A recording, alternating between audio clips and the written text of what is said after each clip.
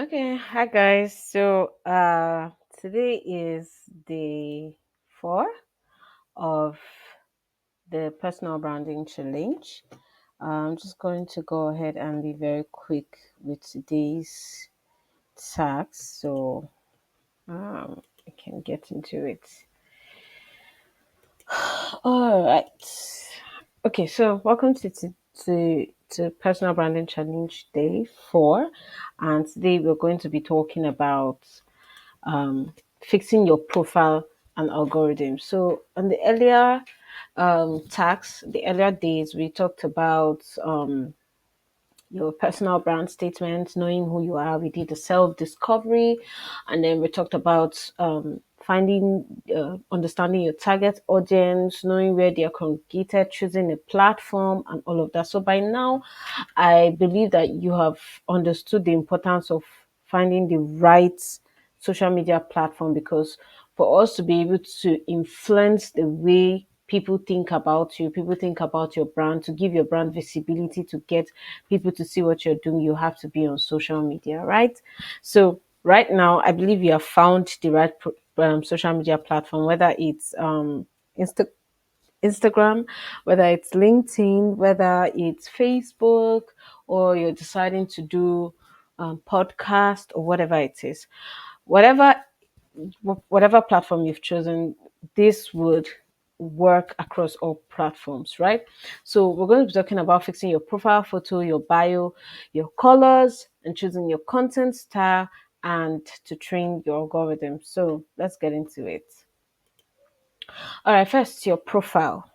Now, I see that people don't really take this thing serious, but your profile picture says a lot about you, right? The moment I look at your profile picture, it's like your first impression, right? You know how you walk into a room and you meet someone, even before the person says anything, you've already thought about this person, you've already perceived the person in a certain way, right? So if you walk into a room and see someone dressed in a suit and a tie, well dressed, chiseled, groomed, you're going to assume that, oh, this person is a responsible person. This person, has some class, has some financial buoyancy. You feel like this person knows what he's doing and all of that, right? So just because of the way he or she is looking, you feel like this person is educated. This person, just by looking at that person, and if that person is all that you've thought the person is, there's an increased value you would have about this person. When the person starts talking to you, and then, or you see, oh, this person is actually what he looks, right? So you want to have the same effects when when people see your profile picture. I see people putting sky, laptop, wig, shoe, flyer as their profile picture. It does not work, right? On LinkedIn, on Facebook, put a very powerful picture. And here's my tip: take a neat, professional, and confident headshot, right? So go to a studio, right? Just take a couple. It doesn't have to be much, just take good 2 3 photos that you can use, because at the end of the day, you're going to mostly use one which everybody's going to know you by, right? So you don't have several different pictures here. This picture is like this picture is like this. So it's very good to use a good profile picture that you can use for a very long time, so people can easily identify you by that profile picture on your bio page, right? Then um there's other things. I'm not saying that everybody should go and start taking picture, just taking picture as if you're a guest speaker. You know all those guest speaker pictures when they put their hand on their face. I wish I could do a video.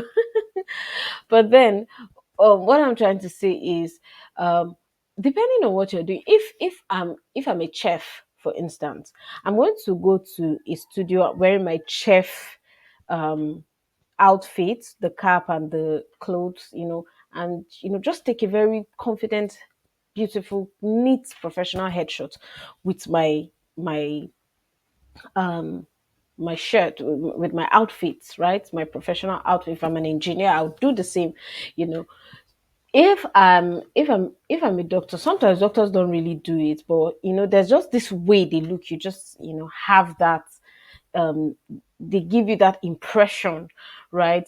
If I'm if I'm if I'm a hairdresser, I'm not going to go and put wig on my profile photo because I'm selling wigs. I'm not going to go and put cake on my profile photo because I'm selling cake.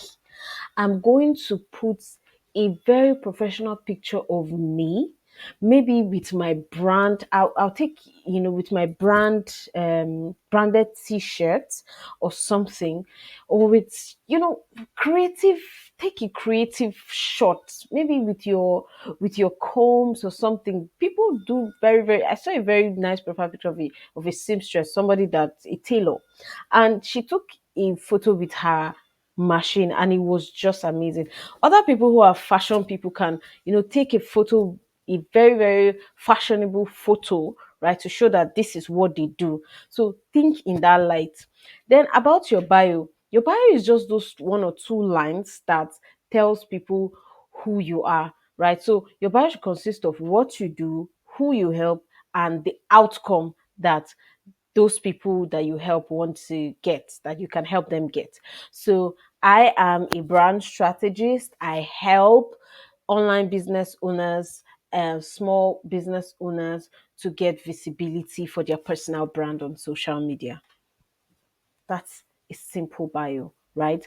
That is very powerful, it's very clear, and it shows the value, the things that you bring to the table. Then the third is the color. Now, I'm since I'm a visual person, right? I'm a graphic designer. There's this thing about colors. Um, this is not mandatory, right? I've seen brands that don't really, big brands, big personal brands that don't really, are not so really keen on colors. They've been able to pass their message without having any consistency in color. But sometimes having that consistency in color gives you more organization, makes you look very organized and intentional. People take you more seriously. So you can have, if you go on LinkedIn, you can see some people. Let me do let's go on LinkedIn. Let's go on LinkedIn so that you see what exactly I'm talking about. So let's go on LinkedIn. Let's go on LinkedIn. So you'd see what I'm talking about. Where you see people have a certain color that they attach to their profile, that they attach to their personal brands. Like mine you can see mine, it's black and orange. I'm always using this. Before it used to be blue and orange. But you can see every time you see my content that I'm doing something, you would always see um you will always see this orange color. It's a dominating color, right? Now I do this because I have a thing for orange. Even if I'm a red person, like I love red colors and all of that, but orange has there's something about orange that stands out for me, right? I want people to see um um, domination, like thriving, like growth, like being able to stand out, and that's why I like black and this color. Anyway, let me take you to other people's profiles so that you would see how organized their colors are. I think who has that is okay, Lara Acosta. This is one person who has been able to use brand colors very well. So you can see in her profile is just you can see there's a consistency with this orange color. Like we have even similar colors too. There's a consistency with this orange. Her own is a kind of deep, almost a red and black. You could see it here, you could see it here. You could also see it in her pages here. Anything you see, you would see that touch of that color. You know how MTN has a brand color of yellow. When you see yellow, you just know that it is MTN, right? You can see that play of that color right here. In this is a carousel, so you can see it, right? Let me take you to another person. I know that there are several people that do that, even on Instagram. In fact, it works very well on Instagram where you see people putting some colors on their highlights page. Let me find. I think this person also has that color thing. Let's see. Yes, she does have a color sync. So you can see there's a consistency of colors here. So she too, she's using. There's something about orange, right? So you can see this orange color, and I think it's also consistent in her other branding, her other featured pages. You could see that. Then let me look for one more person. So you can get the importance, like there's just this thing, it shows that you're intentional, it shows that you're organized, and then it helps to pass a subtle message of what you stand for, right? And then it just makes it easier for you to choose your stuff. I think, does this person have that too? I think, yeah, this person too has the thing with purple.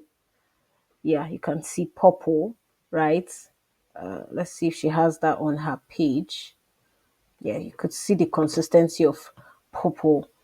So it makes it very easy for you to do your designs. You know that this is your color, this is your brand color, and all of that. So I saw that a lot of people like this particular guy here, right? He too has a color. I don't know if he has edited, but yeah, he hasn't. So this is actually his color. This color and black. So you'll find out very okay, he doesn't have that here. I guess maybe he hasn't edited, but most of the time you'd see this color in their personal brand designs and stuff like that. So it's very important for you to have this color. So now you'll be like, okay, what color should I choose? What color should I use? Right now, you can think about this is my hack, right? I just go to Pinterest. Just go to Pinterest. Pinterest should be your friend if you want to have a very beautiful branding. So just go to Pinterest, um, and then you can find um, colors that complements your that complements from right. So you can find those colors that easily complement what you want to stand for, right? So let's go to color palettes. Let's see, personal brand color palette. See whether we'll see something. All right, so you can see these are color palettes. Like the color palette is a combination of colors that go well together, right? So you can pick one and make that your consistent color. You can pick maybe one or two. Um, this is not bad, right? So you can decide that you're going to pick this green and probably this green and this pink, depending on what you stand for. You can actually check what color stand for, what color calls out to you, right? What colors define your brand. For instance, those people who are talking about growth and all of that, maybe you want to consider using a color like this orange, or let's call this yellow and a green, right? This goes well together. Or you want to consider using think I mean, this gives you tons of options to choose from, so you can look at them and see what they stand for, and pick one and use. And then you can now apply this to Canva, right? So I'm actually using Canva for this particular stuff, like this presentation. So you can go to Canva and create your designs and import that color. So let me show you what it's going to look like. Let's say let's go back to this. I picked this color. Let's say let me pick let's pick this. It's not cute. Let me look for a nice color combo to pick, right? So I want to pick. let's say we're going to use these colors, right? I'm going to download it. I think there's a way you can download this. I should be able to download it. Okay, so uh, download this image. Then I come down to Canva. Let's say I want to create a new design. Let's say I want to create a new design that's, I want to create something for myself, like a LinkedIn, I say LinkedIn cover page. I say LinkedIn, what do they call that? Cover image or something. I think that's what they call it. So, and it's going to give me the size. Yeah, that's it. So it's going to give me the size that I want to use. You can see some other, you can see some options here. You can see some options, right? So let's look for a template. We're not creating from scratch, so let's just find a nice template that we can use. So um let's pick this. I want to use this, but I'm going to shift this thing this way, right? I'm going to shift this thing this way. So now Canva is even very interesting because it does even see the color code here. So we can decide that we want to change this thing. Let me first change. I'm going to group this. I'm going to group this.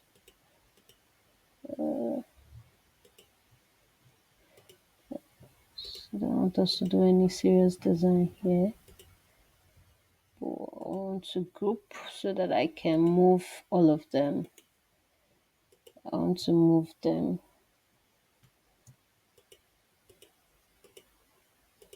I want to move everything that is here and move it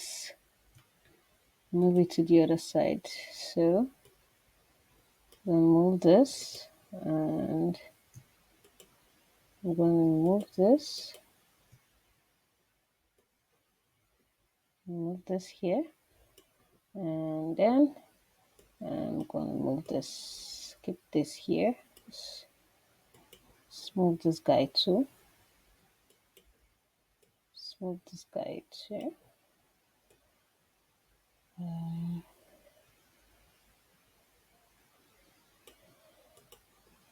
There's this thing even here, safe. Anyway, you get the point. I'm just trying to create something. Now let's assume that this is what I want to use as um my LinkedIn cover page. My LinkedIn cover page is this stuff that you see here. The stuff you see a lot of guys do here, like I don't know, look for that guy's stuff. I think this person has something like that. I had this thing here. All right, so now I want to do something similar, right? So I'm going to there's this. No, this is who I am. And you want to give good space so your stuff is. Do I need this thing? Anyway, let's just keep it there. So now I'm going to go and import that color. I'm going to come down to go and import that color that I downloaded, and I'm going to apply it. Right, so this is just basic knowledge of Canva. You can take your time to learn how to use Canva. So I'm going to come here now that I've imported. Let me ungroup all of these things so I can pick them one after the other. So this is my colors, right? So I brought this guy here. Let's come to the name, this, and I'm going to choose. So Canva automatically allows you to, it will just automatically apply the colors here. So let's see, this is what I want to use here. So it's going to use this, and then I want to change this. I want to change this to this. Come back, and let's say I want to use a lighter color. So there, I can even change all. Yeah. So these are my colors. I can decide that, okay, for this I want to use this. So there you go. Then I can delete this eventually. So you can see how I've applied my brand colors to this, right? And then you can edit as you want, right? So that's how you can fixing your brand colors, right? You can give that to a designer, a graphic designer, to create something for you. So you can tell them that, oh, these are your colors, and then they just pick them and make use of them. All right, so let's go back to our presentation. All right, then going further, your content style and algorithm. I know that I think in the last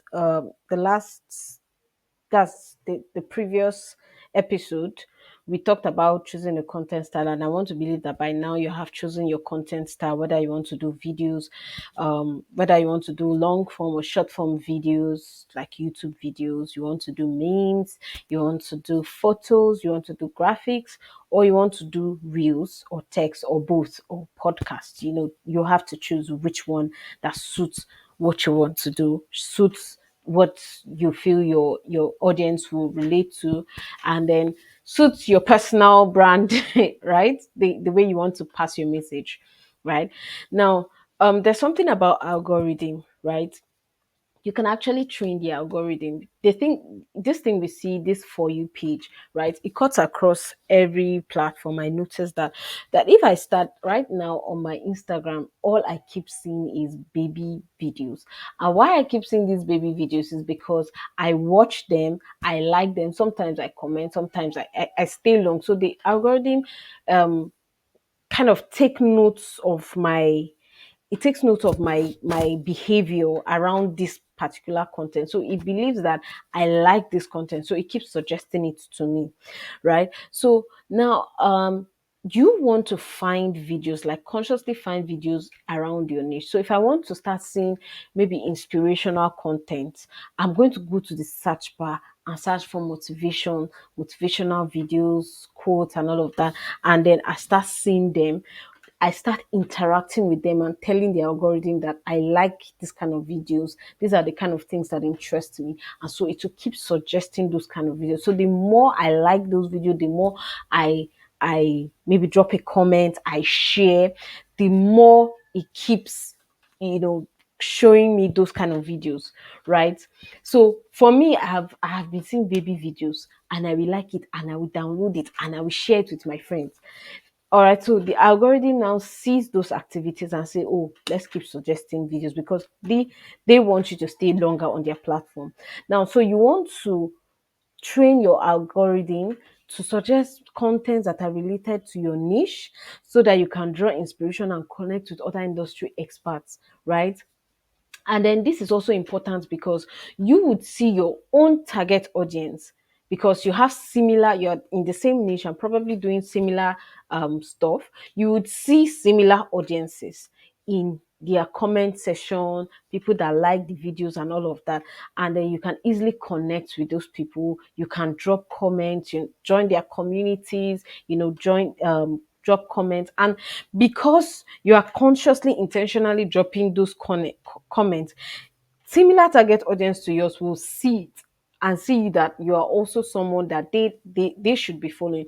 A lot of people have gotten more followers just from dropping valuable content. Now, I'm not saying you should go and start spamming those people and dropping comments just because you want to take their audience. No, drop helpful comments, drop sensible comments. It could even be funny. There are some people that came to my, I think it was on Twitter, people loved the kind of comments I drop on posts, because like I take it on a whole different, like I add some sarcasm and make it fun. So people were like, who is this person? And then they go and like they check my profile, they click on my name, check my profile, and then they see that it's similar to the guys that they are following, and then they give me a follow, right? So that's one thing you want to do. Also, you want to train your algorithm to the interest of your target audience now, to see what they're talking about, right? So if I'm targeting stay-at-home moms, or if I'm targeting maybe students or stuff like that. I'm going to go and search for stay-at-home moms. I'm going to search for students and all of that, and then see the kind of things they're talking about. Drop comment the same thing that you're going to do. So there are some things like, oh, I'm let's say all those contents where they talk about SAPA and all of those things. You know how Nigerian students are, and then you can drop a very helpful. So let's say you are somebody who is into maybe high income digital skills and stuff. You can drop a comment like, "Oh, guy, I'm so sorry that you have to go through this. When I was in school, this was what I wish I knew. Right now, I want more Nigerian students to know about stuff like this. You know, just that you didn't even tell them, oh, come and like my video, come and like my follow me to learn more, blah blah blah. You're not doing all of that. Somebody will say that, I'm like, I'm interested, though, I want to learn more about those things. Then you can tell them, okay, check my bio or something, or I'll send you a DM, something like that, right? So you get to see the conversations they're having. You need to know more about the kind of contents they resonate with, right? So that's it about training your algorithm. Now, this is the task for today. I need you to consciously to this, like, this is going to be a way of showing commitment to building a very strong personal brand. So take 3 professional headshots and update your profile. So whatever you've chosen, whether you've chosen TikTok, you've chosen um Facebook, whatever you've chosen, I need you to take your time. Like, okay, maybe this weekend I'm going to go to a studio, take a very good professional headshot. Now, see, you can even imagine what you want to look like. Let's go back to, see, you guys should make Pinterest your friend, right? So let's go back to Pinterest. So you can even see that you can get inspiration on the kind of headshots you should have. Let's say professional headshots, women. All right. So you can actually see now, just take a look at that. Just take a look at this. So you can tell your photographer that you want, pick something nice. You can pick one or two and say, okay, I want to do this. I mean, this is, just look at this. This is really, really fine, right? This is really fine. This is confident. This is beautiful, right? You don't have to be looking like guest speaker all the time, right? Look at this. Look at this. Look at this. You can just pick one look and decide that I'm going to replicate this look, right? I'm going to replicate this. Just look at this. Just look at this. This is beautiful. I mean, just look at this. This is even black and white. This is like, think about it. This is professional. Like, she's not even in a studio, but you could see, like, it's like she's maybe working or something. It just gives this thought of, okay, I'm serious minded, professional, easy to talk to. Look at this one too. The same thing, like, it's so beautiful. Of course, on your profile picture, it's not going to show all of this. It's going to pick like this part, right? So it just gives it, ah whew. I can't, you get the picture, right? You get the picture. It's just amazing. You can pick, let's check professional headshot for chef.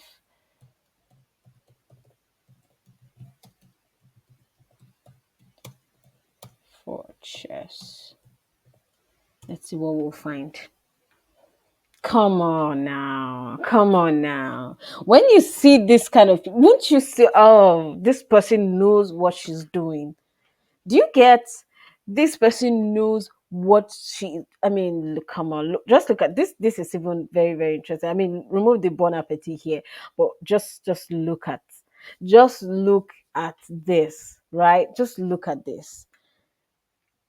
I mean, okay, look at Hilda Bassis. Like, right? This is a professional headshot that shows what like, it just gives you this um that impression. So come on. You need to do better with your headshots, right? Do better. Let's look for um professional headshots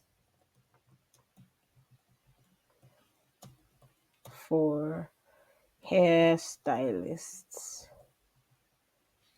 Hair stylists. Let's see what we'll find. Aha. So we can start seeing. I mean, come on. Come on, just look at this. Look at this. I mean, it doesn't have to be all dramatic, but come on, look at this. This is beautiful.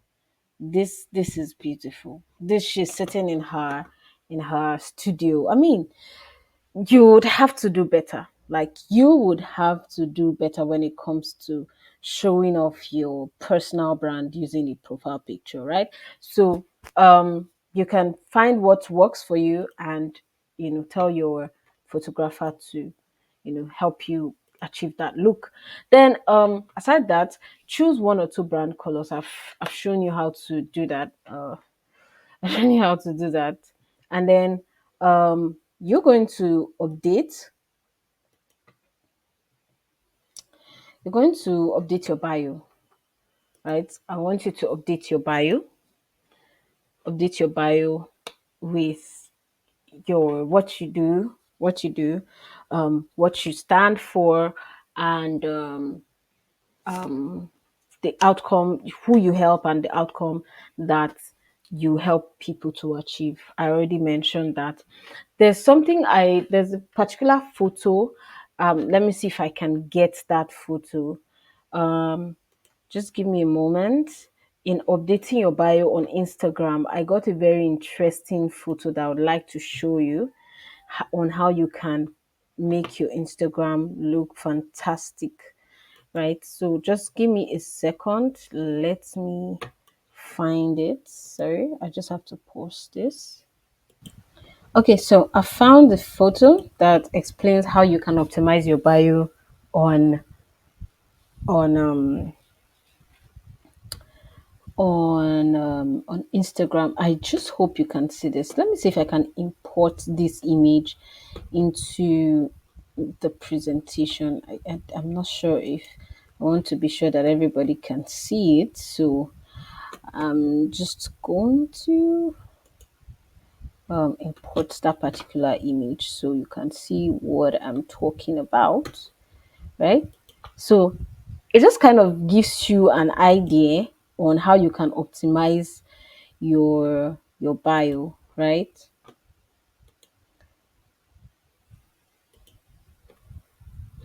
All right. So let's go back here.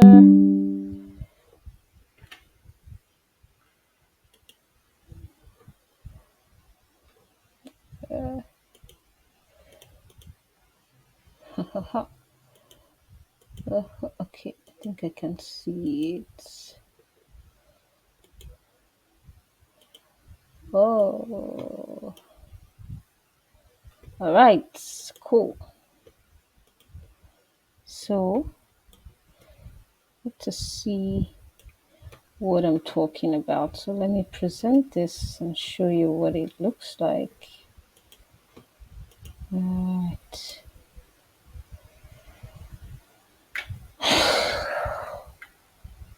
Okay, I don't know. I'm not sure. Okay. Yeah, there we go. All right, so let's look at this very, very well. So, optimize your bio. Now, your bio should be short and concise, a description of you. So, this is for those people who want to build on Instagram. So, you can go and look for this lady and maybe check out the photo very well. So, now if you want to optimize your bio on Instagram, so at the top you have your handle. Choose a very, very simple relevant handle. You can keep it at your name, right? Or whatever you want to do. You can say, for me, I just use the Shifra. The Shifra is very unique. I don't see that name anywhere. So, and it's my personal brand, right? So you can use your name, or you can use what you do, maybe grow with Shifra or brand with Shifra or something like that.